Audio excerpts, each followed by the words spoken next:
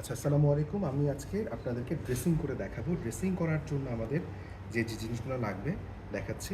এই যে এখানে কাঁচির মতো যে জিনিসগুলো আছে এগুলাকে আমরা বলবো হচ্ছে আর্টারি ফোর্সেপ। আচ্ছা, এটা আমরা একটা কিডনি ট্রের মধ্যে নিয়ে নিয়েছি এবং জিনিসটা পুরোপুরি স্টেরাইল। আমারও হাত একেবারে স্টেরাইল করা আছে এবং ধরে নিচ্ছি আমি হ্যান্ড গ্লাভস পরে নিয়েছি। আমি একটা স্টেরাইল এনভায়রনমেন্টের মধ্যে আছি, ধরে নিচ্ছি। আচ্ছা, এই যে জিনিসটা আছে এটার নাম হচ্ছে গালিপট। গালিপটের মধ্যে আমরা হচ্ছে ভায়োডিন 10% অ্যান্টিসেপটিক সলিউশন নিয়ে নিয়েছি। এছাড়াও আমার কাছে রয়েছে স্টেরাইল স্টেরাইল গজ। আমরা একটা স্টেরাইল গজের প্যাকেটও রেডি করে নিয়েছি। এখন আমরা পেশেন্টকে দেখাই, আমাদের পেশেন্টের হাতটা দেখাই। ধরে নেই এটা হচ্ছে একটা ক্ষত। সেন্টারের দিকে ক্ষতটা অনেক বেশি আছে, এখান থেকে আস্তে আস্তে পেরিফেরির দিকে গেছে এবং পেরিফেরির জায়গাটা শুকায় আসছে। এখন আমরা এই জিনিসটাকে হচ্ছে গিয়ে ড্রেসিং করে দেখাবো। তো আবারও বললাম, আমার হাত পরিষ্কার ছিল, আমরা হাতকে ভালোভাবে স্টেরাইল প্রসেসে পরিষ্কার করেছি এবং হ্যান্ড গ্লাভস পরে নিয়েছে।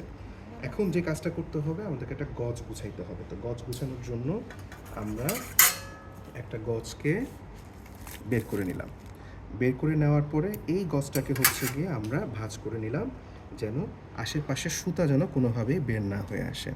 তাহলে এটাকে আমরা ভাঁজ করে নিলাম।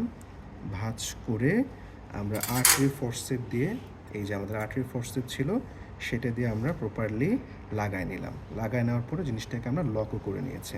আচ্ছা, আমরা যখন ড্রেসিং করতে যাব, ড্রেসিং করবো সবসময় সেন্টার থেকে পেরিফেরি। তো আমরা এই যে আমাদের এখানে অ্যান্টিসেপটিক যে সলিউশন ছিল সেই সলিউশনে ডিপ করলাম। এই যে সলিউশনে আমরা ডিপ করেছি। ডিপ করার পরে আমরা সেন্টার থেকে আস্তে আস্তে হচ্ছে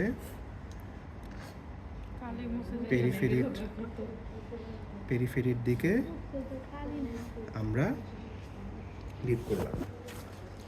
এরপর ধরে নেই আমি আরেকটা হচ্ছে গিয়ে গজ নিয়ে নিয়েছি, আর ধরে নেই এটা যদিও তুলা, ধরে নেই একটা গজ, সেটা দিয়েও আমরা জিনিসটাকে প্রপারলি সেন্টার থেকে পেরিফেরি আমরা পরিষ্কার করে নিলাম। তো আমার যে জিনিসগুলো ছিল এগুলো জীবাণুমুক্ত ছিল এবং আলটিমেটলি কাজটা করার পরে এই সম্পূর্ণ জিনিসগুলোকে আমাদের আবারকে জীবাণুমুক্ত করে নিতে হবে। এই হচ্ছে বিষয়। আমি আরেকটা জিনিস দেখাই দিই।